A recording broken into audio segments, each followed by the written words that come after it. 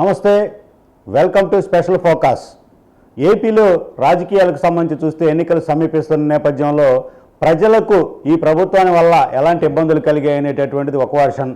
మరో పరిస్థితి చూస్తే కనుక ప్రజలకు ఈ ప్రభుత్వంలో కలిగినటువంటి ఇబ్బందుల నేపథ్యంలో వాళ్లకు ఏదైతే ప్రతిపక్షం మమ్మల్ని అధికారంలోకి తీసుకొస్తే ఈ ఇబ్బందులను తొలగిస్తామనేటటువంటి హామీలు ఇస్తున్నటువంటి పరిస్థితి మరోవైపు. ఇందులో ప్రధానంగా భూ హక్కు చట్టం అనేటటువంటిది ప్రజలను తీవ్రంగా ఇబ్బందులు, అనుమానాలకు, అపోహాలకు ఈ నేపథ్యం ఏదైతే సమస్యాత్మకమైనటువంటి ఒక భూ హక్కు చట్టంగా కూడా ప్రజల్లో తీవ్రంగా కూడా ఆందోళన కలిగిస్తున్నటువంటిది. దీనికి సంబంధించి అసలు భూ హక్కు చట్టం అంటే ఏంటి, భూ హక్కు చట్టం ఏ విధంగా తయారు చేశారు, ఆ చట్టం వల్ల ప్రజలకు కలిగేటటువంటి ఇబ్బందులు ఏంటి, ఆ చట్టం వల్ల న్యాయ వ్యవస్థ వల్ల అలాగే న్యాయవాదులకు సంబంధించి ఉన్నటువంటి అభిప్రాయాలు ఏంటి, వీటికి సంబంధించి మనం సమగ్ర విశ్లేషణకు సంబంధించి మనం తెలుసుకోవడానికి ప్రయత్నం చేద్దాం. మనతో ఉన్నారు సీనియర్ అడ్వకేట్ చిగురుపాటి రవీంద్రబాబు గారు. ఆయన ఈ యొక్క భూ హక్కు చట్టానికి సంబంధించి ప్రజలకు కలిగేటటువంటి ఇబ్బందులకు సంబంధించి ఒక పుస్తకం కూడా ఆయన రచించినటువంటి పరిస్థితి అయితే ఉంది. మనతో ఉన్నారు చిగురుపాటి రవీంద్రబాబు గారు, సీనియర్ అడ్వకేట్. సార్ నమస్తే. నమస్కారం సార్, ప్రస్తుతం ఏదైతే ప్రజల్ని పట్టి పీడిస్తున్నటువంటి సమస్యగా భూ హక్కు చట్టం ఇప్పుడు ఉంటే కనుక అసలు భూ హక్కు చట్టం అంటే ఏంటి? ఈ భూ హక్కు చట్టం అంటే మన ఆంధ్రప్రదేశ్ గవర్నమెంట్ తర్వాత మన అసెంబ్లీ ద్వారా 2023 నవంబర్ తేదీన ఇది మన అసెంబ్లీలో ప్రవేశపెట్టబడింది. అట్లానే ఎనాక్ట్మెంట్ కూడా అయిందండి. అసలు మెయిన్గా భూ హక్కు చట్టం అంటే మనందరికి కూడా ఆస్తులు ఉంటాయి, స్థిరాస్తులు ఉంటాయి, బిల్డింగ్ల పరంగా ఉండొచ్చు, తర్వాత ల్యాండ్స్ పరంగా ఉండొచ్చు. ఈ ఆస్తులన్నింటినీ కూడా మనం ఎప్పుడు విక్రయం చేసుకున్నప్పటికీ లేక మనం అలానే అగ్రిమెంట్ చేసుకున్నా తప్పనిసరిగా వాటి డేటా మనకి ల్యాండ్ టైటిలింగ్ ఆఫీసర్ TRO అని అంటారు, వారికి డేటా అంతా కూడా మనము రిజిస్టర్ చేయించుకోవాలి. వారి దగ్గర నుంచి రిజిస్టర్ చేయించుకొని వారి నుండి ఒక రికార్డ్ ఆఫ్ సర్టిఫికెట్ కూడా వారి దగ్గర నుంచి మనం పొందాలండి. ఒక నిర్ణీత సమయంలో గడువు ఉంటుంది. ఆ గడువులో ఇవన్నీ కూడా మనం నమోదు చేయించుకొని సర్టిఫికెట్ ఆఫ్ రికార్డింగ్ అనేది ల్యాండ్ టైటిలింగ్ రిజిస్ట్రేషన్ ఆఫీసర్ ద్వారా మనం పొందాల్సిన ఆవశ్యకత ఉంది. ఈ చట్టం యొక్క అర్థం అదండి. అంటే సార్, ప్రస్తుతం మనం ఈ భూ హక్కు చట్టం అనేది ప్రజలకు ఇప్పటికీ చాలా వరకు తెలియనటువంటి పరిస్థితులే ఉన్నాయి చూస్తే కనుక. అసలు ఈ చట్టం యొక్క ఆంతర్యం ఏమిటి సార్?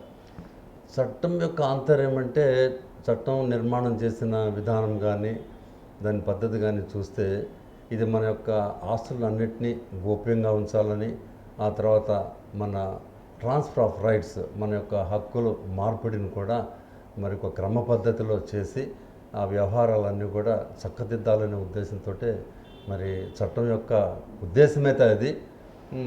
దీని ద్వారా అందరూ కూడా వారి యొక్క ఆస్తులు నమోదై ఉంటాయి. వాళ్ళకి కావాల్సినప్పుడు వివరాలు తెలియజేయటం కానీ, వాళ్ళు గవర్నమెంట్కి తెలియజేయటము, గవర్నమెంట్ రిఫరెన్స్ నుంచి వాళ్ళ ఆస్తులు కూడా మనం తెలుసుకోవటం అనేది తటస్థపడుతుంది. మరి వారి యొక్క ఉద్దేశం మాత్రం ఇది, చట్ట నిర్మాణంలో ఉన్న ఉద్దేశం మాత్రం ఇదండి. అంటే సార్, ప్రస్తుతం ఈ చట్టానికి సంబంధించి చూసుకుంటే కనుక ప్రజలకు అసలు ఈ చట్టం అవసరం అనేటటువంటి ప్రతిపాదన ఎలా ఉంది? ప్రజలకు అవసరం అనేది ఇది వాస్తవంగా చూస్తేనండి మనకి అనేక జాతీయ చట్టాలు ఉన్నాయి, అట్లనే మనకి రాష్ట్ర చట్టాలు కూడా ఉన్నాయి. ప్రస్తుతానికైతే మరి ఈ హక్కుల మార్పిడి గురించి కానీ, ఈ క్రయ విక్రయాలు, అగ్రిమెంట్స్, వీటన్నిటి గురించి కానీ మనకి ఎలాంటి ఇబ్బందులు లేవు. ఎందుకంటే మనకి కావాల్సినంత జాతీయ చట్టాల్లో సబ్జెక్ట్ నాలెడ్జ్ ఇవ్వబడింది. అయితే నీతి ఆయోగ్ని ఆధారం చేసుకుని మరి మన national institute of transforming India అనే ఆస్పెక్ట్లో ఎట్లయినా సరే మనకి దాన్ని ఒక డెవలప్ చేసే మార్గంలో కొన్ని విధానాలు తీసుకోవచ్చు ప్రతి స్టేట్ గవర్నమెంట్ కూడా. దాన్ని బేస్ చేసుకుని ఈ చట్టం అనేది రావటం జరిగింది. ఎప్పుడంటే 31/10/2023న. అయితే ఈ చట్టం యొక్క నిర్మాణాత్మకమైన విధానంలో మరి అనేక లోపాలు కూడా జరిగి ఉన్నాయి. ఆ లోపాలను మరి మనం న్యాయవాదులుగా మేము ఆ లోపాలను గుర్తించడం జరిగింది. ఆ తర్వాత లోపాలను బట్టి ఈ చట్టం యొక్క విధానం కానీ దాని ఇంప్లిమెంటేషన్ కానీ అవసరం లేదని చెప్పి కూడా మాకు అనిపించిందండి. సార్, ప్రస్తుతం మనం చూసినట్లయితే ఈ భూ హక్కు చట్టం అనేది ఒకటి రూపొందడం జరిగింది అనేది గ్రౌండ్ లెవెల్ పీపుల్కి ఒక నెల 2 నెలల క్రితం వరకు కూడా స్పష్టంగా తెలిసిన పరిస్థితి లేదు. న్యాయవాదుల ఉద్యమం ద్వారా ఏదైతే ప్రజా సంఘాల వాళ్ళకి సంబంధించినటువంటి ఎడ్యుకేటెడ్ పీపుల్ యొక్క వాదనల ద్వారా ఇది ఒకటే బయటకు వచ్చిన పరిస్థితి. అసలు ఇందులో ఉన్న లోపాలేంటి, ప్రజలు ఎందుకు ఈ చట్టాన్ని వ్యతిరేకిస్తున్నారు, అసలు ఈ చట్టానికి సంబంధించి చూస్తే కనుక ఒకసారి ఈ లోపాలను ప్రజలకు ఏం తెలియజేయచ్చు? చట్టాల లోపాలు ఉన్నాయండి. ఏంటంటే ప్రధానంగా మనకి ఏదైనా ఒక వివాదం వస్తే ఎవరికైనా సరే అని ఏ వర్గపు ప్రజలకైనా సరే ఆ వివాదాన్ని తీసుకొని న్యాయవాది దగ్గరికి వెళ్ళటం జరుగుతుంటుంది. న్యాయవాది ఏంటంటే దాన్ని ఆయన యొక్క వృత్తిరీత్యా తగిన సలహా ఇచ్చి దాన్ని కోర్టుకు వెళ్ళవచ్చా లేక నోటీస్ ఇచ్చి ఆ మార్గంలో పరిష్కారం చేసుకోవచ్చా అనేది జనరల్గా జరిగే విషయం ఇది వివాదాంశమైన అంశాల్లో. అయితే ఈ చట్టం ఏంటంటే ముఖ్యంగా న్యాయవాదులకు దీంట్లో ప్రవేశపు అవకాశం లేదు. అంటే న్యాయవాదుల యొక్క రోల్ అనేది ఏమీ లేకుండా చేసింది. వాళ్ళు ఒకవేళ కక్షిదారుల పట్ల వాళ్ళు సలహాలు ఇస్తే వాళ్ళు ఇండిపెండెంట్గా సలహాలు ఇచ్చుకోవచ్చేమో, కానీ మరి గవర్నమెంట్ దగ్గరికి వచ్చి టీఆర్ఓ దగ్గరికి వచ్చి అప్పీర్ అవ్వటం కానీ, వకాలత్ ఫైల్ చేయడం కానీ, ఆ వివాదాన్ని గురించి మంచి చెడు చెప్పడం కానీ, న్యాయశాస్త్రం గురించి చెప్పడం కానీ అలా అవకాశం న్యాయవాదులకు లేదు. అట్లానే మరి కోర్టులు కూడా దీన్ని పరిష్కరించే అవకాశం కూడా కోర్టులు తీసేశారు. సో న్యాయవాదులకి కోర్టులకి ఈ వివాదాన్ని చర్చించే ప్రక్రియ అనే విధానాన్ని ఈ చట్టం ద్వారా మనం కోల్పోయాం. ఏదైనా ఒక వివాదము న్యాయవాదులతో మొదలై న్యాయమూర్తుల సమక్షంలో అది న్యాయశాస్త్రం ప్రకారం వివాదము అనేకమైనటువంటి చర్చకు గురై తీవ్రంగా దానికి సంబంధించిన హైకోర్టు డెసిషన్స్, సుప్రీంకోర్టు డెసిషన్స్ కూడా ఉంటాయి. వాటిని కూడా మరి దృష్టిలోకి తీసుకొని చర్చ జరిగితేనే దానికి తగిన సమాధానం వస్తుంది, తీర్పు వస్తుంది. ఆ తీర్పు ద్వారా ప్రజలకి సత్యం జరుగుతుంది, వ్యవహారం పరిష్కరింపబడుతుంది. అయితే ఈ చట్టంలో ఆ మార్గం తీసేశారు, ఆ అవకాశం పోయింది. మీకు ఏది వివాదం ఉన్నా కూడా డైరెక్ట్గా పార్టీ మాత్రమే టీఆర్ఓ దగ్గరికి వెళ్ళటం, ఆ వివాదాన్ని ఆయన రిపోర్ట్ చేసుకొని ఆయన ద్వారానే పరిష్కరించుకోవడం జరుగుతుందండి. అందువల్ల ముఖ్యంగా న్యాయమూర్తులకి న్యాయవాదులకి అవకాశం లేకుండా న్యాయస్థానాల్లో అడ్జుడికేషన్ ఆఫ్ జస్టిస్ అంటారు, అడ్మినిస్ట్రేషన్ ఆఫ్ జస్టిస్ అంటారు, ఆ రెండింటికి అవకాశం లేకుండా పోయింది. కాబట్టి ఇది ఒక తీవ్రమైన లోపంగా భావించి మేము న్యాయవాదులు ఈ చట్టాన్ని వ్యతిరేకించే అంశాల్లో ఇది ముఖ్యమైనది. సార్, ప్రస్తుతం ఏదైతే ఈ చట్టానికి సంబంధించి చూస్తే ఇప్పటికే అంటే ఈ చట్టం రూపొందించింది అమలుకు రెడీగా ఉందనేటటువంటిది ప్రస్తుత వాదన. అయితే ఈ చట్టానికి సంబంధించి ఇప్పటికే కోర్టులో పెండింగ్లో ఉన్నటువంటి కేసుల పరిస్థితి ఏంటి, ఈ తీర్పులు వస్తే కనుక ఇప్పటికే ఉన్నటువంటి సివిల్ మ్యాటర్స్, ఆస్తికి సంబంధించినటువంటి అంశాల మీద ఆ తీర్పులకు సంబంధించినటువంటి ప్రభావం ఈ చట్టానికి సంబంధించి ఎలా ఉంటుంది అంటారు? అంటే ఆ చట్టం అమలు చేస్తే తీర్పులు అమలు చేయబడతాయా, లేదంటే పెండింగ్లో ఉన్న కేసుల పరిస్థితి ఏంటి? ఇప్పుడు ఈ చట్టం అమల్లో వచ్చే నాటికి చట్ట ప్రకారం ఏంటంటే చట్టంలో వాళ్ళు ఉదహరించిన సెక్షన్స్ ప్రకారం ఈ టైంలో కానీ ఈ సమయంలో కోర్టులో పెండింగ్ కేసులు ఉన్నాయనుకోండి, మన దావాలు కానీ సూట్స్ కానివ్వండి, ఇంకా పిటిషన్స్ కానివ్వండి, ఇతరత్ర ఎలాంటి వివాదాలు కోర్టులో ఉన్నా కూడా వెంటనే టీఆర్ఓకి తెలియజేసి కొంత నిర్ణీతమైన గడువులో ఆయన దగ్గర నుంచి ఒక సర్టిఫికేట్ పొందాలి. ఆ సర్టిఫికేట్ మళ్ళీ కోర్టులో దాఖలా చేసుకొని కోర్టు నుంచి ఒక ఎక్నాలజ్మెంట్ తీసుకుని ఆ ఎక్నాలజ్మెంట్ని మళ్ళీ ల్యాండ్ టైటిలింగ్ ఆఫీసర్కి సమర్పించుకోవాలి. ఇది ఒక ప్రాసెస్, ఈ ప్రక్రియ జరగాలి. ఈ ప్రక్రియ ఏంటంటే ఒక నిర్ణీతమైన గడువులో మాత్రమే జరగాలి. అలా నిర్ణయించిన గడువులో అంటే సుమారుగా మొట్టమొదటేమో 7 రోజుల లోపల మరి దాన్ని ఆయనకి రిపోర్ట్ సబ్మిట్ చేసుకోవాలి టీఆర్ఓకి. ఆ తర్వాత 2 సంవత్సరాల లోపల ఈ పెండింగ్ కేసుల వివరాలు అన్నీ కూడా టీఆర్ఓ గారికి సమర్పించుకొని రిపోర్ట్ తయారు చేసుకొని నమోదు చేసుకోవాలి. మరి ఈ ప్రక్రియ నిర్ణీత సమయంలో గడువులో జరగకపోతే పరిస్థితి ఏంటి? ఆ పెండింగ్ కేసులు ఉన్నాయి చూసారా, ఆ పెండింగ్ కేసులు కూడా ఉనికిపోతుంది. ఒకవేళ డిగ్రీ వచ్చినప్పటికీ కూడా పార్టీ ఆ డిగ్రీ వివరాలు టీఆర్ఓకి సమర్పించుకోకపోతే, డేటా చేసుకోకపోతే, రికార్డ్ చేసుకోకపోతే ఆ డిగ్రీ కూడా ఎన్ఫోర్సబిలిటీ ఉండదు. అంటే డిగ్రీ ఇన్ఫ్రాక్చువస్ అవుతుంది, అంటే డిగ్రీ ఉపయోగానికి రాదు. ఇది చాలా లోపభూయిష్టమైన చట్టం అండి. ఎందుకంటే ఏదైనా సరే కేసులు పెండింగ్లో ఉన్నప్పుడు ఆ కోర్టులు ఆ కేసుల్ని పరిష్కరించి దాంట్లో ఫైనల్ డెసిషన్ అంటే తుది తీర్పు ఇవ్వాల్సిందే తప్ప ఇతరత్ర ఇంకొక చట్టం రీత్యా కానీ లేదా ఇంకొక ఇంటర్ఫిరెన్స్ ద్వారా కానీ లేదా ఇంకొక విధానంగా ద్వారా కానీ కోర్టు విషయాల్లో జోక్యం చేసుకోకూడదు. ఇప్పుడు ఏమైంది, టీఆర్ఓ వచ్చేసి ఆయన ఎగ్జిక్యూటరీ, ఆ టీఆర్ఓ వచ్చేసి టీఆర్ఓకి ఆ కోర్టుకి ఒక కోఆర్డినేషన్ పెట్టారు. ఆ కోఆర్డినేషన్ కూడా ఒక నిర్ణీతమైన సమయంలో పెట్టారు. ఆ నిర్ణీత గడువులో పార్టీ తను అనుకున్న ప్రకారం చేసుకోలేకపోతే ఆ కోర్టులో పెండింగ్ ఉన్న కేసులు కూడా ఇన్వాలిడ్, అంటే ఇన్ఫ్రాక్చువస్, వాటికి వ్యాలిడిటీ లేదు, ఎన్ఫోర్సబిలిటీ లేదు. అది చాలా ప్రమాదకరమైందండి. ఏదైనా సరే ఒక్కసారి కోర్టులో ఒక కేసు ఫైల్ అయితే అది ట్రయల్కి వెళ్ళాలి, తర్వాత జడ్జిమెంట్కి వెళ్ళాలి. దాని తత్ఫలితంగా పార్టీ తర్వాత ఎగ్జిక్యూషన్కి వెళ్తాడో లేక వాళ్ళు సాటిస్ఫై అయిపోయి దాంతో ఇది చేసుకుంటారో అది వాళ్ళ ఇష్టం. అట్లా కాకుండా ఇచ్చిన డిగ్రీలు మరి ఉపయోగానికి రాకపోగా నిరుపయోగం అవటం కానీ మరి వాటికి వ్యాలిడిటీ లేకపోవటం అనేది కానీ చట్టవిరుద్ధం, చట్ట పరిధిలో లేని విషయం. అది అనవసరంగా కోర్టు విషయాల్లో జ్యుడిషియల్లో ఇంటర్ఫీర్ అవటమే. ఎగ్జిక్యూటివ్ వచ్చి జ్యుడిషియరీలో ట్రస్ పాస్ ఇంటర్ఫీర్ అవుతుంది.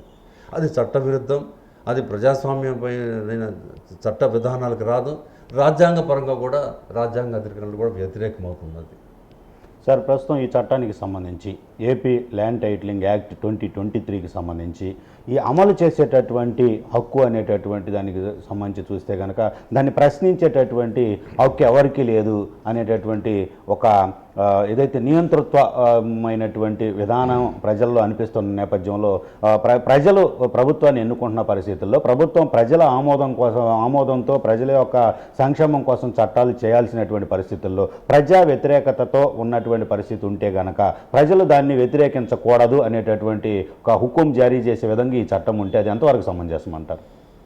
ప్రజలకు వ్యతిరేకంగా ఉండి ఆ చట్టాన్ని మరి ప్రజాపరంగా ఆయన విధానాలు తీసుకురావడం కానీ ప్రజల మీద రుద్దడం అనేది అసమంజసం.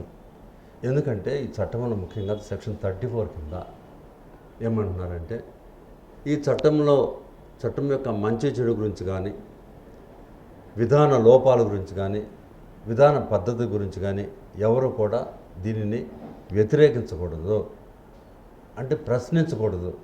అది చాలా తప్పండి. ఏ చట్టం ఇప్పటికి అనేక చట్టాలు వచ్చినాయి, మనకి జాతీయ చట్టాలు ఉన్నాయి, తర్వాత మన స్టేట్ పరంగా ఉన్న చట్టాలు ఉన్నాయి. ఏ చట్టాన్నైనా సరే మనం విమర్శించుకోవచ్చు, తప్పులేదు. ఆ విమర్శ ఎక్కడ జరుగుతుంది? సరైన విమర్శ ఎక్కడ జరుగుతుంది? న్యాయవాదుల మధ్య, న్యాయమూర్తుల మధ్య జరుగుతుంది, bench and bar. So A point అయినా సరే, ఏ చట్టం అయినా సరే, ప్రతిరోజు నిత్యం నేను చేసే పని ఏంటంటే చట్టంలో ఒక ఆస్పెక్ట్ సరిగా లేకపోతే that will be discussed before the court. అది కరెక్టా కాదన్నది హైకోర్టు తీర్పులు, సుప్రీంకోర్టు తీర్పులు దృష్టిలో పెట్టుకొని కోర్టు నిర్ణయిస్తుంది. అంతేగాని మనము బయట ఏదో మాట్లాడేసుకొని దీని లోపాలు మాట్లాడుకోకూడదు, దీంట్లో మంచి చెడు మాట్లాడుకోకూడదు, ఈ విధానం పద్ధతిని ప్రశ్నించకూడదు, వ్యతిరేకించకూడదు అనేది అప్రజాస్వామ్యం. మనది డెమోక్రటిక్ లా ఎప్పుడు కూడా it is at Liberty to be discussed. దాన్ని మనము ఎలాంటి దానికి ఒక అవరోధం పెట్టి దాన్ని పాటించకపోతే దానికి ఒక పరిణామాలు ఉంటాయి అంటాం అనేది కూడా అది సరైన చట్టం కాదు, చట్ట విధానం కాదు. ఆ సెక్షన్ కూడా డిఫెక్టివ్ సెక్షన్. డెఫినెట్గా దాన్ని మనం డిఫెక్టివ్ సెక్షన్గా పరిగణించి దాన్ని ఏ విధంగా మార్పు చేసుకోవాలో ఆ విధంగా మార్పు చేసుకోవాల్సిందే. సార్, ప్రస్తుతం ఏదైతే ప్రతి చట్టము కూడా జ్యుడిషియరీ కిందకే వస్తుంది. ఎందుకంటే అల్టిమేట్గా దాన్ని కాపాడాల్సింది ఆ చట్టాన్ని, ఆ చట్టంలో లోపాలు కానీ ఆ చట్ట ప్రకారం ప్రజలకు న్యాయం అందించాల్సినటువంటి బాధ్యత జ్యుడిషియరీకి ఉంటుంది. కానీ ఏపీ ల్యాండ్ టైటిలింగ్ యాక్ట్ అనేటటువంటిది జ్యుడిషియరీ విభాగం కిందకు వస్తుందా రాదా ఈ చట్టంలో ఉన్నటువంటి మార్గదర్శకాల ప్రకారం? తప్పనిసరిగా జ్యుడిషియరీ కింద వస్తుందండి. ఎందుకంటే వాళ్ళ యొక్క చట్ట నిర్మాణంలో కూడా ఇది జ్యుడిషియరీ అనే దాన్ని ఆ క్లౌడ్లోనే తయారు చేసుకోవడం జరిగింది. జ్యుడిషియరీ అన్నారు. మరి జ్యుడిషియరీ అన్నప్పుడు దారుణమైన విషయం ఏంటంటే సెక్షన్ 38 కింద జ్యుడిషియరీకి ఇంటర్ఫియర్ అయ్యే అవకాశమే లేదు. There is no administration of justice before the court, there is no adjudication before the bench and bar. అలాంటప్పుడు జ్యుడిషియరీ ఎలా అవుతుందండి? One sided. టీఆర్ఓ అంటున్నారు టైటిల్ రిజిస్ట్రేషన్ ఆఫీసర్, బట్ ఆయనకి లీగల్ కాంపిటెన్సీ ఏంటి, లీగల్ సిగ్నిఫికెన్స్ ఏంటి, లీగల్ అథారిటీ ఏంటి, ఆ పర్మిసిబిలిటీ ఏంటి, ఆ జ్యూరిస్డిక్షన్ ఏంటి? మరి జ్యుడిషియరీ అన్నప్పుడు ఆటోమేటిక్గా ఎంటైర్ జ్యుడిషియరీ వస్తుంది కదా. ఏమి మనం జ్యుడిషియరీ అంటున్నాం? జ్యుడిషియరీ అంటే lower courts, sub courts, high court, supreme court. ఇవంతా కూడా జ్యుడిషియరీ కింద వస్తుంది. మరి మీరు జ్యుడిషియరీ అన్నప్పుడు మరి జ్యుడిషియరీ మీ జ్యూరిస్డిక్షన్ ఎలా తీసేశారు మీరు? సెక్షన్ 38 కింద కోర్టుకు జ్యూరిస్డిక్షన్ లేదు కదా. మనం ఎవరిని కోర్టు జ్యూరిస్డిక్షన్ తీసేయడానికి మనం ఎవరిని? It's a settled law, it's a settled rule of law, it is as per the constitution. కోర్టుకు జ్యూరిస్డిక్షన్ లేదనే మాట లేదు. ఒక కోర్టు కాకపోతే ఇంకో కోర్టుకి జ్యూరిస్డిక్షన్ ఉంటుంది. సపోజ్ సివిల్ కోర్టుకు జ్యూరిస్డిక్షన్ లేదనుకోండి, లేబర్ కోర్టుకు జ్యూరిస్డిక్షన్ ఉంటుంది. లేబర్ కోర్టుకి సివిల్ కోర్టుకి జ్యూరిస్డిక్షన్ లేదనుకోండి, కంపెనీ లా కోర్టుకు జ్యూరిస్డిక్షన్ ఉంటుంది. సో ప్రతి కోర్టుకి, ప్రతి వివాదానికి, వివాదపు అంశానికి తప్పనిసరిగా ఒక కోర్టు, ఒక జ్యూరిస్డిక్షన్ ఉండాల్సిందే. మీరు జ్యుడిషియరీ ఎప్పుడైతే అంటున్నామో, జ్యుడిషియరీ అంటే it's a court headed by A judicial officer. There must be judicial officer, A presiding officer. కాబట్టి దీన్నేమో వాళ్ళు యాక్ట్లోనేమో జ్యుడిషియరీ అంటున్నారు, జ్యుడిషియరీ క్లౌడ్కి తీసుకొచ్చారు. బట్ జ్యుడిషియరీకి ఉండాల్సిన జ్యూరిస్డిక్షన్ తీసేశారు. జ్యూరిస్డిక్షన్ తీసేయడం అనేది మాటలు కాదు. అది సిపిసిలో ఒక పెద్ద చాప్టర్ జ్యూరిస్డిక్షన్ అనేది. ఒక్కొక్క కోర్టుకి ఆ జ్యూరిస్డిక్షన్ కొన్ని రకాలుగా ఉంటుంది. అలాంటి మరి కాన్సెప్ట్ని ఈ సెక్షన్ 38 కింద తీసేయడం జరిగింది. కాబట్టి డెఫినెట్గా అది జ్యుడిషియరీని కూడా వాళ్ళు ఒక ట్రెస్పాస్ అయినట్లే, జోక్యం కలుగజేసుకున్నట్లుగా జ్యుడిషియరీకి ఉండే సిగ్నిఫికెన్స్ని, పాత్రని, ప్రమేయాన్ని, కాన్సిక్వెన్సెస్ని, దాని ద్వారా కలిగే రిలీఫ్ని కూడా కొంత సప్రెస్ చేసినట్లే ఈ సెక్షన్ ద్వారా అయిందండి. సార్, ప్రస్తుతం ఏదైతే జ్యుడిషియరీ అనేటటువంటిది భారత రాజ్యాంగంలో సంబంధించినటువంటి అంశాలను చూస్తే watch dog to the Indian constitution, Indian democracy of India, అలాగే ఏదైతే ఏదైతే దానికి సంబంధించి Guardian to the Indian constitution అనేటటువంటి పదాలు మీరు పదే పదే చెప్తూ ఉండేటటువంటి పరిస్థితి. దీనికి సంబంధించి ఈ చట్టాన్ని అమలు చేసేటటువంటి క్రమంలో ఎలా అనిపిస్తుంది? జ్యుడిషియరీకి ఈ యొక్క చట్టం భిన్నంగా ఉందనిపించవచ్చా, లేదంటే ఎలా ఉందనిపించవచ్చు? అంటే జ్యుడిషియరీ కంటే ఒకటండి, ఇప్పుడు వచ్చేసి 37 కింద లాయర్స్కి మాట్లాడే అవకాశం లేదన్నారు, 38 కింద జ్యూరిస్డిక్షన్ లేదన్నారు. ఇక్కడ చూడాలి మనం, 35 కింద ల్యాండ్ టైటిలింగ్ ఆఫీసర్కి 35 ABCD అని 4 క్లాజులు పెట్టుకొని, ఆ 4 క్లాజుల ప్రకారంగా సిపిసి అనే ఒక సబ్జెక్ట్ ఉంది. CPC civil procedure code follow కావచ్చు అని అనుకున్నారు, బాగానే ఉంది. అట్లానే 37 కింద పార్టీ అంటే వివాద పార్టీ సిపిసిని అనుకరించే అవకాశం లేదు. అంటే కోర్టుకేమో వాళ్ళు అనుకున్నట్లుగా జ్యుడిషియరీ టీఆర్ఓకి మాత్రం సివిల్ ప్రొసీజర్ కోడ్ని ప్రాథమికంగా ఫాలో కావచ్చట, కానీ వివాదపు పార్టీ మాత్రం సిపిసిని ఫాలో కాకూడదు. ఇక్కడ చూసారా డిఫరెన్స్ చూసారా? అలానే దీనికి కనెక్షన్ 37 లాయర్స్కి అవకాశం లేదు, 38 కోర్టులు కూడా ఇంటర్ఫియర్ అవకాశం లేదు. ఈ కాన్సెప్ట్ చూడండి, 35, 37, 38 ఈ 3 యాక్ట్లు మనకి లింకప్ కాలేదు, డిస్కనెక్ట్ చేశారు. అంటే సిపిసిని ఒక శాస్త్రాన్ని వాళ్ళైతే ఉపయోగించుకోవచ్చు, పార్టీ మాత్రం ఉపయోగించుకోకూడదు.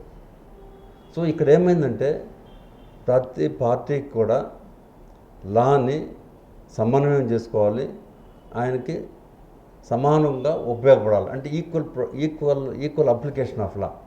సో అక్కడ వాళ్ళు మాత్రం ఒక శాస్త్రాన్ని ఉపయోగించుకుంటున్నారు, అట్లానే వివాద పార్టీలు మాత్రం సిపిసిని అనుకరించకూడదు. సో ఆటోమేటికల్లీ ఇది అప్రజాస్వామ్యమే కాదు, ఇది రాజ్యాంగ వ్యతిరేకం కూడా. ఎందుకంటే ఆర్టికల్ 19(1)G కింద ఈక్వాలిటీ ఆఫ్ లా అనేది అందరికీ ఉంటుంది. నీకు కోర్టుకి ఎలా ఉంటుందో కోర్టులో వివాద పార్టీకి కూడా ఆటోమేటిక్గా అది ఎలా అప్లై అవుతుంది. సో 35 కిందేమో మీరు సిబిసి అప్లై అవుతుంది అంటున్నారు, 37 కిందేమో సిబిసి అప్లై కాదు అంటున్నారు. So there is no equality of law. So రాజ్యాంగపరంగా సెక్షన్ 14 రాజ్యాంగ ప్రాథమిక అంశమైనటువంటి ఈక్వాలిటీ ఆఫ్ లా అనేది అక్కడ భంగం కలిగింది ఆ రైట్కి, అదొకటి. అదే కాకుండా సెక్షన్ 38 కోర్టులకి మరి అవకాశం లేదన్నారు, కోర్ట్స్కి అవకాశం లేదనేది కూడా that is also there is no equal protection of law. కోర్టుకున్న జ్యూరిస్డిక్షన్ని మనం ఎట్లా తీసేస్తాము? సో 19(1)G కింద ఆటోమేటిక్గా 14 కింద equal protection of law and equality of law, ఆ రెండు కూడా ఇక్కడ భంగం అయినట్లు ఈ సెక్షన్ 35 37, 38ని మనం దృష్టిలోకి తీసుకుంటే దట్ ఈక్వాలిటీ ఆఫ్ లా అనే ఆస్పెక్ట్కి రాజ్యాంగపరంగా కూడా భంగం జరిగిందండి. ఇదే కాకుండా ఇంకోటి కూడా మనం చూడొచ్చు.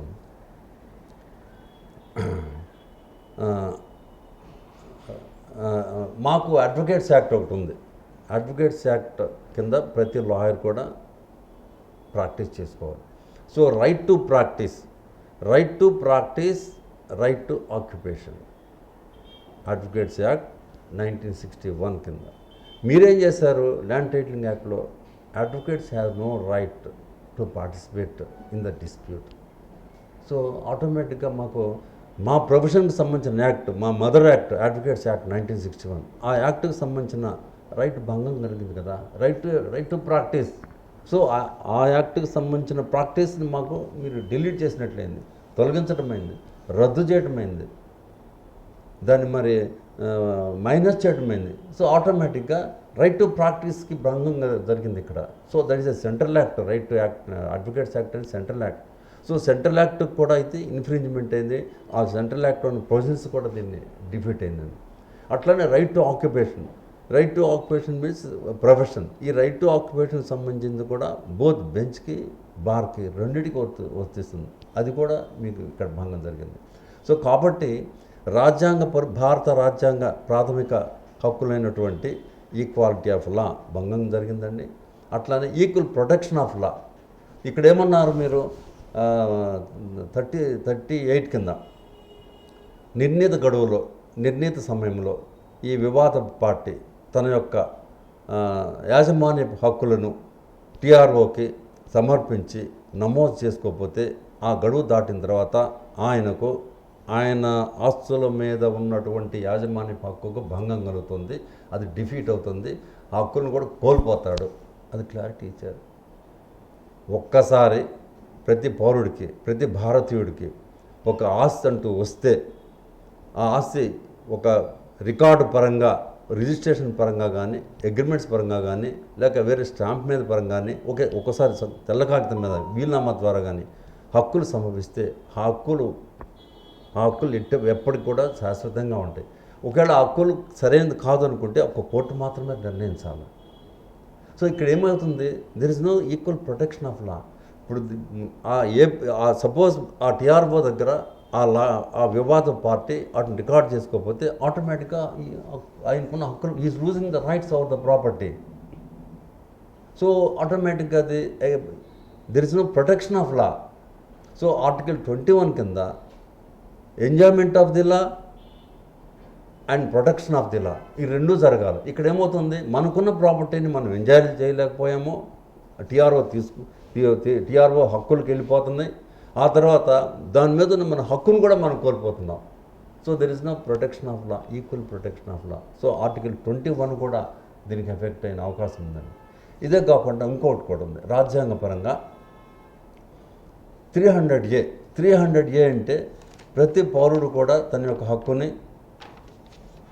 హక్కుని కాపాడుకోవచ్చు. ఒక్కసారి హక్కు సంభవిస్తే హక్కు పోవటానికి వీల్లేదు. సో రాజ్యాంగపరమైనటువంటి హక్కు ఏంటంటే 300Aలో మన ప్రాపర్టీకి ఉన్న హక్కును ప్రతి వ్యక్తి కూడా తన టైటిల్ని తను కాపాడుకునే అవకాశం ఉంది. అది కోర్టు ద్వారానే జరగాలి. అది మంచి చెడు కోర్టు ద్వారా నిర్ణయించాలి, ఎవిడెన్స్ ద్వారానే నిర్ణయించాలి. ఒకవేళ మన హక్కు కోల్పోతుంటే మనకు సరైన ఎవిడెన్స్ మనకు లేనప్పుడు మాత్రమే హక్కును కోల్పోతాం. మనకు దానికి సంగ్రహమైనటువంటి ఎవిడెన్స్ మనం చేసుకోగలిగితే, కోర్టులో అడ్judication చేసుకోగలిగితే ఆ ప్రాపర్టీస్ని ప్రొటెక్ట్ చేసుకునే అవకాశం మనకుంది. సో ఇక్కడ 300A ప్రకారంగా భారత రాజ్యాంగ ప్రాథమిక హక్కు అయిన ఈ right to protection of the property కూడా భంగానికి జరిగిందండి. కాబట్టి ఇలాంటి భారత రాజ్యాంగ ప్రాథమిక హక్కులు అంటే ఫండమెంటల్ రైట్స్ కూడా ఈ యాక్ట్ వల్ల చాలా భంగం జరిగింది. మరి ఆబ్జెక్ట్ ఆఫ్ ద కాన్స్టిట్యూషన్ కూడా ఇక్కడ ఫుల్ఫిల్ జరగలేదండి. తర్వాత కూడా ఇంకొకటి ఉంది, ఆర్టికల్ 12 and 13. ఏదైనా ఒక చట్టం వచ్చినప్పుడు ఆ చట్టం జాతీయ చట్టాలకి అనుగుణంగా ఉండాలి, వ్యతిరేకంగా ఉండకూడదు. రెండవది, భారత రాజ్యాంగ ప్రాథమిక హక్కులకు భంగం జరగకూడదు. భారత రాజ్యాంగ ప్రాథమిక హక్కులకు భంగం జరిగినట్లు ఆ యాక్ట్లో రికార్డ్ పరంగా మనకి అనిపించినా, ఎవిడెంట్ అయినా తప్పనిసరిగా ఆర్టికల్ 12(13) కింద ఆ యాక్ట్ ఇన్వాలిడేట్ అవుతుంది ఎట్టి పరిస్థితిలో కూడా. అంటే that is a derogation of fundamental rights as per the article 12 and 13.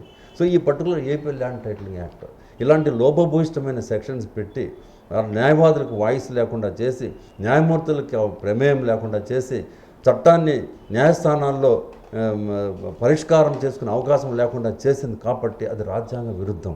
So article 12 and 13 ప్రకారంగా under the derogation of fundamental rights definitely it's invalid, it cannot be validated.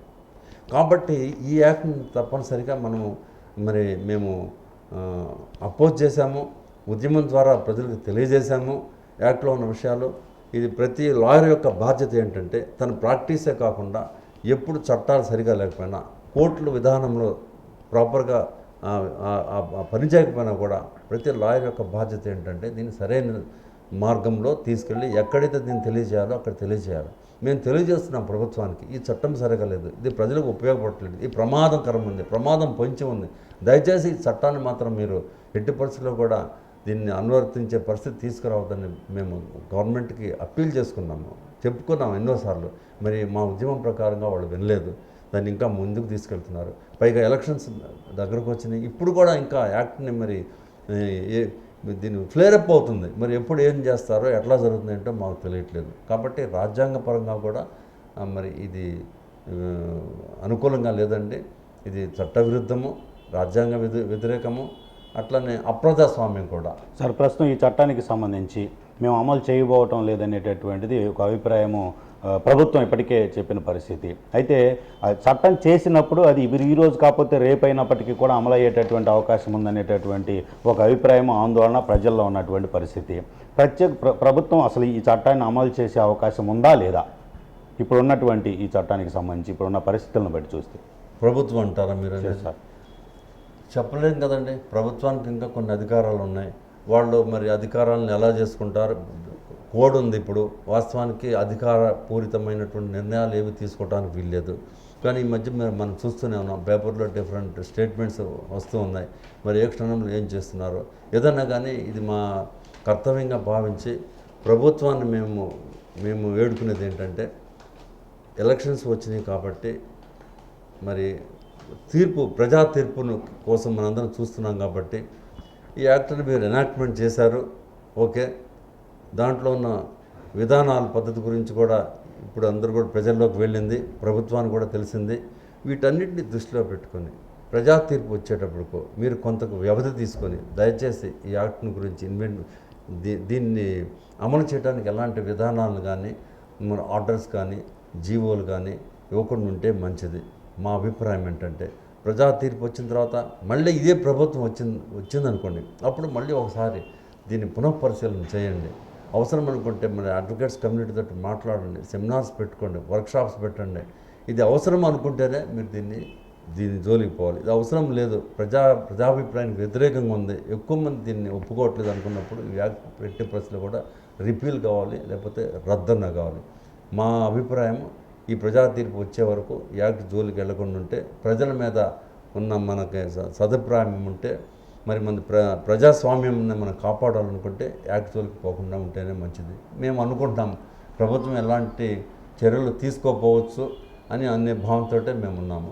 సరే, ఈ యాక్ట్కి సంబంధించి ప్రస్తుతం ఏదైతే గుంటూరు జిల్లా కేంద్రంగా పెద్ద ఎత్తున ఉద్యమం జరిగి స్టేట్ లెవెల్ ఒక మీటింగ్ కూడా ఏర్పాటు చేయడం జరిగింది. ఒక పెద్ద సెమినార్ బహిరంగ సభ ద్వారా కూడా అన్ని బార్ అసోసియేషన్ల ఐక్యవేదిక ద్వారా జరిగిన పరిస్థితి. అక్కడ తీసుకున్నటువంటి తీర్మానం ఎలా ఉంది? అలాగే ప్రస్తుతం ఈ యొక్క చట్టం అనేటటువంటిది ఒకవేళ మొండిగా అమలు చేసే పరిస్థితి ఉంటే భవిష్యత్తులో ఏ ప్రభుత్వం అయినప్పటికీ సుప్రీంకోర్టు ద్వారా కానివ్వండి ఈ యొక్క చట్టాన్ని రద్దు చేయడానికి ఏమాత్రం స్కోప్ ఉన్న పరిస్థితి ఉంది. ప్రస్తుతం ఈ యొక్క చట్టం పైన హైకోర్టులో కానీ ఇతర న్యాయ వేదికల పైన ఏమైనా కానీ పిటిషన్స్ వేసిన పరిస్థితి ఉందా? ఇది చాలా మంచి ప్రశ్న అండి. ఇది చివరి ప్రశ్న. మీరు ఇప్పటివరకు మనము ప్రజల యొక్క వారి యొక్క స్పందన మాట్లాడుకున్నాము. అట్లనే ప్రభుత్వం దీని పట్ల ఎట్లా ప్రభుత్వం దీనికి స్పందిస్తుంది, ఎలా చేస్తుంది అనేది మనం మాట్లాడుకున్నాం. మరి కోర్టులు, సుప్రీంకోర్టుకి హైకోర్టు విషయం తీసుకుంటే ఇప్పుడు చెప్పిన ప్రకారంగా సుప్రీంకోర్టు ఎప్పుడు కూడా జాతీయ చట్టాలకు మాత్రమే ప్రాధాన్యత ఇస్తుంది. జాతీయ సమస్య అయితే ప్రజల రక్షణకు సంబంధించి కానీ, ఆస్తులకు సంబంధించి కానీ, వాటి సంరక్షణకు సంబంధించి కానీ జాతీయ చట్టాల్లో ఏ విధంగా ఉన్నది అది చూస్తుంది. జాతీయ చట్టం అంటే పార్లమెంట్ ద్వారా పాస్ అయిన చట్టం జాతీయ చట్టం. పార్లమెంటు ప్రతి యాక్ట్ను కూడా సదుద్దేశంతో ర్యాండమ్గా అంటే భారతదేశ పరంగా భారతీయులు అందరూ కూడా చట్టం ఉపయోగపడాలి, అందరికీ సౌకర్యంగా ఉండాలి, అందరూ ఆనందంగా ఉండాలి అనే ఉద్దేశంతో, అనే దృక్పథంతో, అనే విశ్వాసంతో పార్లమెంటు ప్రతి యాక్ట్ను కూడా పాస్ చేస్తుంది. ఆ విధంగా చేయమని చెప్పే కాన్స్టిట్యూషన్ పార్లమెంట్కి instructions. The parliament is empowered by the constitution. A act pass చేసినా కూడా కాన్స్టిట్యూషన్ దృష్టిలో పెట్టుకొని పార్లమెంట్ పాస్ చేస్తుంది. మరి ఈ స్టేట్ యాక్ట్ వచ్చింది. ఈ స్టేట్ యాక్ట్ కూడా నార్మల్గా ఉంటే వేరే విషయం, అంతా డిఫెక్టివ్గా ఉంది. పార్లమెంట్లో పాస్ కావాల్సిన యాక్ట్ని అసెంబ్లీలో పాస్ చేశారు. యాక్చువల్గా ఈ సబ్జెక్ట్ వచ్చేసి మన స్టేట్ సబ్జెక్ట్ కాదండి, ఇది యూనియన్ సబ్జెక్టు. యూనియన్ సబ్జెక్టు పార్లమెంట్లో డిస్కస్ చేసి పార్లమెంట్లో పాస్ అమెండ్మెంట్స్ అని ఉంటే చేంజ్ చేయాల్సింది. కానీ స్టేట్ గవర్నమెంట్ ఇనిషియేట్ అయ్యి మరి ఈ యాక్ట్ చేసుకోవడం జరిగింది. మరి ఇలాంటి పరిస్థితుల్లో ఈ యాక్ట్ మరి చట్ట వ్యతిరేకంగా ఉంది కాబట్టి, జాతీయ చట్టాలకు వ్యతిరేకంగా ఉంది కాబట్టి, జాతీయ చట్టాలు ఉన్న ప్రిన్సిపల్స్ ఎఫెక్ట్ అవుతుంది కాబట్టి, మరి ఆ తర్వాత మరి భారత రాజ్యాంగ ప్రాథమిక రైట్స్ని కూడా భంగం కలగజేస్తుంది కాబట్టి డెఫినెట్గా సుప్రీంకోర్టు ఈ యాక్ట్ని అనుమతించలేదు. సుప్రీంకోర్టు ఈ క్రోజ్ కాపాడింది. It's a matter of time. అది 6 months కావచ్చు, 1 year కావచ్చు, 2 years కావచ్చు. It's a matter of time. Supreme court will never accept this act because this act is totally oriented with defects and deficiencies. అలాంటప్పుడు supreme court భారత చట్టాలు ఏమున్నాయి, ఆ చట్టాల ప్రకారంగా ఆ చట్టాల జ్యూరిస్డిక్షన్కి యాక్ట్ వస్తుందా లేదా, ఒకవేళ ఆ చట్టాలు కూడా దీనికి చాలకపోతే ఏది పరిష్కారం చేయడానికి కాన్స్టిట్యూషనల్గా అంటే మన భారత రాజ్యాంగ అధికరణల కింద చూస్తుంది. ఏ అధికరణ 300 years స్ట్రాంగ్గా ఉంటుంది. ఒకవేళ అది కూడా కాకపోతే ఆర్టికల్ 142 ఉందండి, అది ఒక రంభాణ లాంటిది సుప్రీంకోర్టుకి. ఆర్టికల్ 142 కింద సుప్రీంకోర్టు చెప్పింది వేదం. సుప్రీంకోర్టు ఎప్పుడు కూడా దేశపరంగా ప్రజలకు సౌకర్యంగా ఉందా లేదా, దీనివల్ల ఒక ప్రొఫెషన్ని సప్రెస్ చేసే గుణాలు ఉన్నాయి కాబట్టి ఇది మనం దీన్ని కన్సిడర్ చేయొచ్చునా లేదా అనేది సుప్రీంకోర్టులో డెఫినెట్గా దీన్ని పరిగణలోకి తీసుకుంటుంది. మరి మాకున్న నాలెడ్జ్ని బట్టి, రాజ్యాంగ అధికారులను బట్టి, జాతీయ చట్టాలను బట్టి సుప్రీంకోర్టు ఎప్పుడు కూడా వాటికి ప్రాధాన్యత ఇస్తుంది, కానీ స్టేట్ యాక్ట్కి మాత్రం ప్రాధాన్యత ఇవ్వదు. కాబట్టి మేము చెప్పేది ఏంటంటే ఫైనల్గా సుప్రీంకోర్టులో ఈ యాక్ట్కి సంబంధించి ఏపీ ల్యాండ్ టైటిల్ యాక్ట్ని డెఫినెట్గా రిపీల్ చేస్తుంది లేదా క్యాన్సిల్ అనేది చేస్తుంది. దీనికి ఎప్పుడు కూడా రిలీఫ్ రానే రాదు. కాకపోతే it's a matter of time. అంత దూరం వెళ్ళే బదులు ఆ కోర్టు ద్వారా దీన్ని పరిష్కరించి ఈ లోపల డిస్టర్బెన్స్ జరిగి ప్రాపర్టీస్ డిజార్డర్ అయ్యి ప్రజల రైట్స్ డిస్టర్బెన్స్ జరిగి ప్రజలు మానసికమైనటువంటి బాధలకు గురయ్యే బదులు అదే కోర్టులో వచ్చే తీర్పు వరకు అదే మన ప్రభుత్వమే చేస్తే చాలా శుభ్రంగా క్లీన్గా ఉంటుంది. అందుకని మేము ఆశించేది ఏంటంటే కోర్టుల ద్వారా ఇది డెఫినెట్గా పరిష్కారం అవుతుంది, రిలీఫ్ వస్తుంది. టైం పడుతుంది కాబట్టి ప్రజలు మనోవేదనకు గురవుతారు కాబట్టి డిస్టర్బెన్స్ జరుగుతుంది కాబట్టి మరి కొంతమంది ఆస్తులు కూడా కోల్పోవడం జరుగుతుంది కాబట్టి అంత దూరం వెళ్లకుండా ప్రభుత్వమే దీన్ని గుర్తించి పరిగణించి వెంటనే దీనికి ఒక పరిష్కారం ఏ ప్రభుత్వం వచ్చినా సరే ఈ యాక్ట్ని రిపీల్ చేసి ప్రజలకి సరైన మార్గంలో రిలీఫ్ ఇవ్వాల్సిందిగా మా అడ్వకేట్స్ యొక్క అడ్వకేట్ సముదాయపు ఆలోచన, మా యొక్క నిర్ణయం ఇదండి. సార్, బ్రీఫ్గా ప్రజలకు మీరు ఒక సీనియర్ అడ్వకేట్గా ఈ యొక్క చట్టం గురించి కూలంకుషంగా సమగ్రంగా తెలిసినటువంటి ఒక సీనియర్ న్యాయవాదిగా చూసుకుంటే కనుక మీ విచక్షణ నేపథ్యంలో ప్రజలకు బ్రీఫ్గా ఏం చెప్తారు? ప్రజలకు నేనేం చెప్తానంటే అండి, మీరు దయచేసి మీ యొక్క ప్రాపర్టీస్కి పొసెషన్ ఉంటుంది. పొసెషన్ అంటే స్వాధీనం. మీ స్వాధీనాన్ని మీరు కోల్పోవద్దు. మీ యొక్క స్వాధీనాన్ని ఎవరికి అప్పచెప్పొద్దు. అది మీ పక్క వాళ్ళైనా సరే, మీ ఊరు వారైనా సరే, పొరుగురు వారైనా సరే, గవర్నమెంట్ అయినా సరే, మీ యొక్క పొసెషన్ అంటారు ఇంగ్లీష్లో, తెలుగులో స్వాధీనం అంటారు. మీ స్వాధీనాన్ని మీరు కాపాడుకోండి. మీ స్వాధీనం ఉన్నట్లుగా మీరు నిరూపణ చేసుకోండి, దానికి ఆధారాలు పెట్టుకోండి. డెఫినెట్గా కోర్టులు ఎప్పుడు మీకు అవకాశం ఉంటుంది, కోర్టులో మీరు పరిష్కారం చేసుకోగలరు, కోర్టులో మీరు నెగ్గగలరు. అట్లాగంటే గవర్నమెంట్కి మీరు ఎలాంటి ప్రాపర్టీస్, మీ పేపర్స్ కానీ డాక్యుమెంట్స్ కానీ ఏమి కూడా గవర్నమెంట్కి ఇవ్వద్దు. మీ డాక్యుమెంట్స్, మీ ఒరిజినల్ డాక్యుమెంట్స్ని మీ దగ్గర పెట్టుకోండి. మీరు ఏమి కమిట్ అయిన అగ్రిమెంట్స్ కానీ అట్లానే సేల్ డీడ్స్ కానీ, అట్లానే గిఫ్ట్ డీడ్స్ కానీ, ఏ రకమైన డీడ్స్లో మీరు ఎంటర్ అయినా కూడా వాటన్నిటిని కూడా మీరు భద్రపరచుకోండి. ఉంటే మీ దగ్గర ఉండాలా, లేకపోతే బ్యాంకులో ఉండాలా. బ్యాంకు నుంచి మళ్ళీ మీ దగ్గరికి రావాలి, మూడో వ్యక్తికి వెళ్ళటానికి వీల్లేదు. మీ ఒరిజినల్ డాక్యుమెంట్స్ ఎక్కడ కూడా మీరు దయచేసి వివాదపు వ్యవహారాల్లో వాటిని అప్పచెప్పద్దు. మీరు ఇట్లా మరి మీ ప్రాపర్టీస్ యొక్క పొజిషన్ని, స్వాధీనాన్ని మీరు కానీ కాపాడుకొని మీ పత్రాలను మీరు జాగ్రత్త పరుచుకుంటే మీకు ఎలాంటి ఇబ్బంది ఉండదు, హాని జరగదు. చివరిగా మీ కోర్టు సంరక్షణ మీకు ఎప్పుడూ ఉంటుంది. Thank you sir. ఇది పరిస్థితి. ల్యాండ్ టైటిలింగ్ యాక్ట్కి సంబంధించి పెద్ద ఎత్తున కూడా ప్రజల్లో ఆందోళన ఉన్నటువంటి పరిస్థితుల్లో సమగ్రంగా ఈ యొక్క చట్టంలోని లోపాలు, ఈ యొక్క చట్టం వలన ప్రజలకు ప్రాపర్టీస్ కలిగేటటువంటి అభద్రత, ఈ యొక్క సమస్యాత్మకంగా ఉండేటటువంటి పరిస్థితి ఈ చట్టం ద్వారా ఉన్న నేపథ్యంలో దీన్ని రద్దు చేయాల్సినటువంటి అవసరం తప్పనిసరిగా ఉంది. ప్రజలు కూడా దీనిపైన ఆలోచించాల్సినటువంటి అవసరం ఉందనేటటువంటి అభిప్రాయం చిగురుపేట రవీంద్రబాబు గారు సీనియర్ అడ్వకేట్ దీనికి సంబంధించి ఆయన అభిప్రాయంతో పాటు ఈ చట్టంలో అంశాలను కూడా ప్రజలకు తెలియజేసినటువంటి పరిస్థితి అయితే ఉంది. ప్రభుత్వాలు ఎప్పటికైనా ప్రజా వ్యతిరేక విధానాలు, ప్రజా వ్యతిరేకమైనటువంటి చట్టాలను రూపొందించడంలో కూడా ఆచితూచి వ్యవహరించాల్సినటువంటి అవసరం ఉంది. ల్యాండ్ టైటిలింగ్ యాక్ట్ని వెంటనే వెనక్కి తీసుకోవాల్సిన అవసరం ప్రస్తుత ప్రభుత్వానికి ఉంది. ఒకవేళ ఈ ప్రభుత్వం కనుక ఈ చట్టాన్ని అమలు చేసే క్రమంలోనే ముందుకెళ్తే కనుక ప్రజలు రాబోయే ఎన్నికల్లో సరైన తీర్పు ఇచ్చి తమ ఆస్తులకు భద్రపరిచేటటువంటి హామీ ఇచ్చేటటువంటి ప్రభుత్వాన్ని ఎన్నుకోవాల్సినటువంటి అవసరం కూడా ఉందనేది ప్రస్తుతం తెలుస్తున్నటువంటి పరిస్థితి అయితే మొత్తం మీద కనిపిస్తున్నటువంటిది. రాజ్యాంగ విరుద్ధంగా ఉన్నటువంటిది. న్యాయ వ్యవస్థ యొక్క ఏదైతే అధికారాలను పక్కన పెట్టి అధికారుల చేతికి భూముల యొక్క, ప్రజల యొక్క ఆస్తులను ఏదైతే అధికారాలను కట్టబెట్టేటటువంటి ఒక నిరంకుశ చట్టాన్ని ఎవరైతే ప్రజలంతా కూడా ముక్తకంఠంతో వ్యతిరేకించాల్సినటువంటి అవసరం కూడా కనిపిస్తున్నటువంటిది. మరి ప్రభుత్వం ఏదైతే తీసుకొచ్చినటువంటి ఈ చట్టాన్ని తక్షణమే వెనక్కి తీసుకుని దీన్ని రద్దు చేస్తే గనక డెఫినెట్గా ప్రజల్లో కొంత సానుభూతి పొందే పరిస్థితి ఉంటుంది. లేదంటే కనుక డెఫినెట్గా ప్రజాగ్రహానికి చూడాల్సినటువంటి పరిస్థితి అయితే ఉంటుంది. ఇప్పటికే కొన్ని రాజకీయ పార్టీలు రాబోయే ఎన్నికల నేపథ్యంలో ఈ చట్టానికి ఏమాత్రము కూడా రాజ్యాంగ బద్ధత లేదు కాబట్టి దీన్ని రద్దు చేస్తామనే ప్రకటనలు చేసిన నేపథ్యంలో ప్రజలు మరి ఏ విధంగా తీర్పిస్తారు రాబోయే ఎన్నికలు ఈ భూ హక్కు చట్టం నేపథ్యంలో అనేటటువంటి చూడాల్సిన పరిస్థితి. వాసుతో వేణు, గుంటూరు.